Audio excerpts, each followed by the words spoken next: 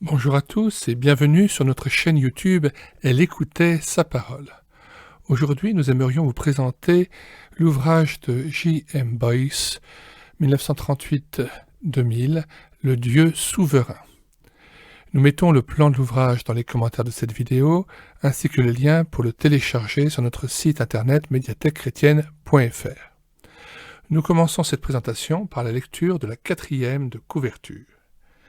James Montgomery Boyce est licencié en théologie de la faculté de Princeton aux États-Unis.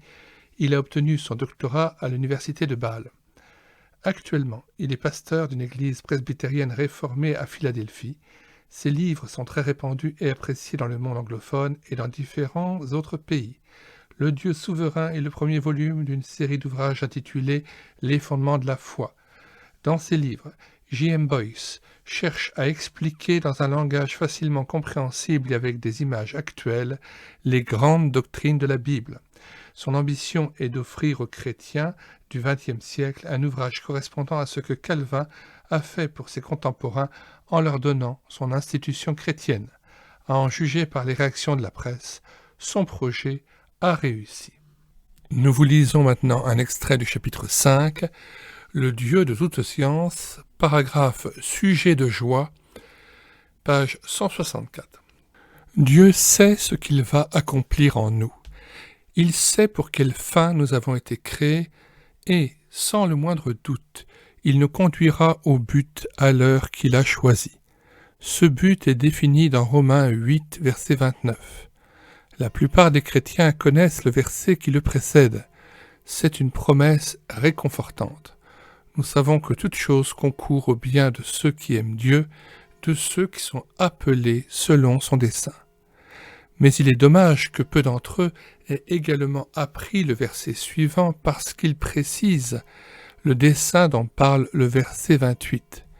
Car ceux qu'il a connus d'avance, il les a aussi prédestinés à être semblables à l'image de son Fils, afin que son Fils fût le premier-né entre plusieurs frères. Dieu a résolu de nous rendre semblables à Jésus-Christ. C'est le but de son œuvre de rédemption, et c'est dans ce contexte qu'il faut lire Romains 8, verset 28. La rédemption commence au moment où Dieu connaît d'avance ses élus et les prédestine à devenir semblables à l'image du Christ. C'est lui qui choisit les matériaux et trace le plan de l'édifice. La rédemption comporte donc l'appel adressé à ses élus en vue de leur salut, leur justification au moyen de l'œuvre de Jésus-Christ et, pour finir, leur glorification, qui est l'accomplissement final et définitif du dessein de Dieu à leur égard. Nous nous sentons parfois découragés au cours de notre vie chrétienne et non sans cause. À chaque pas en avant, nous glissons d'un demi-pas en arrière. Pour un succès, nous connaissons 2 échecs. Nous surmontons souvent la tentation, mais il nous arrive d'y succomber et parfois d'y retomber à maintes reprises. Nous nous disons « Je ne fais aucun progrès, je fais moins bien cette année que l'an dernier, je finirai par lasser Dieu. » Mais Dieu ne se lasse jamais. Il faut nous le répéter, Dieu sait toutes choses. Si donc il est vrai qu'il connaît tous nos échecs et toutes nos victoires, même si les victoires sont rares, il sait encore bien d'autres choses. Il sait ce que nous serons un jour, lorsque, par sa grâce, nous serons entièrement semblables à l'image de son Fils, Jésus-Christ. C'est là une certitude, que cela nous donne donc confiance, même si les moments de découragement sont réels et s'ils sont nombreux. Nous avons un destin grandiose. À sa lumière, les conquêtes tant vantées de notre époque et nos succès personnels pâlissent et s'effacent. Il y a d'autres domaines où l'omniscience de Dieu a une incidence sur nos vies. D'abord, puisque Dieu est le Dieu de toute connaissance, il nous faut croire à l'importance du savoir. Nous sommes à l'image de Dieu. Cela veut dire, entre autres choses, que nous pouvons apprendre à penser les pensées de Dieu après lui et à partager sa connaissance. Nous pouvons connaître au sens où Dieu connaît, sinon au même degré que lui. L'étude, le savoir sont choses précieuses. Une autre conséquence de l'omniscience de Dieu est que l'hypocrisie est une folie. Nous pouvons essayer de tromper les autres sur notre véritable personnalité et même y réussir dans une certaine mesure. Mais nous ne pouvons pas tromper Dieu.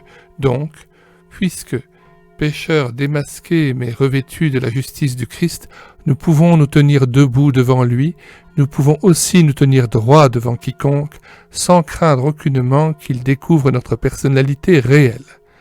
Et nous pouvons hardiment faire ce qui est juste, même si nous devons être incompris et tournés en ridicule. Nous pouvons être des hommes et des femmes qui tiennent parole.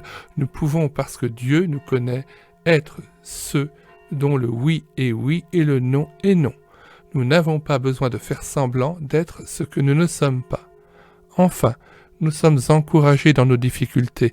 Job eut à traverser d'énormes difficultés, mais cela ne l'empêchait pas de dire « Il sait quelle voie j'ai suivie, et s'il m'éprouvait, je sortirais pur comme l'or. » Job 23, verset 10. Puisque Dieu sait, les croyants sont en paix.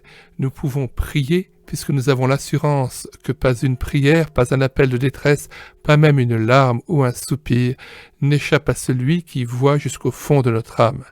Il arrive même parfois que nous ne sachions pas prier. Mais, est-il dit, avant qu'ils m'invoquent, je répondrai, avant qu'ils aient cessé de parler, j'exaucerai. Ésaïe 62, verset 24.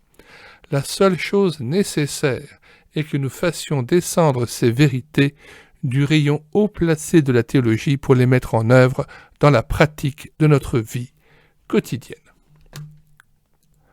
Fin de la lecture de l'extrait de cet ouvrage de James Montgomery Boyce, Le Dieu souverain.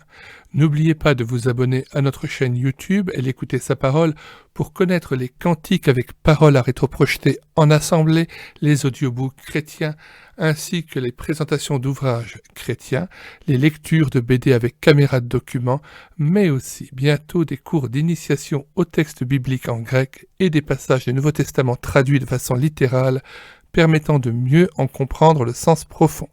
Bonsoir à tous et à bientôt.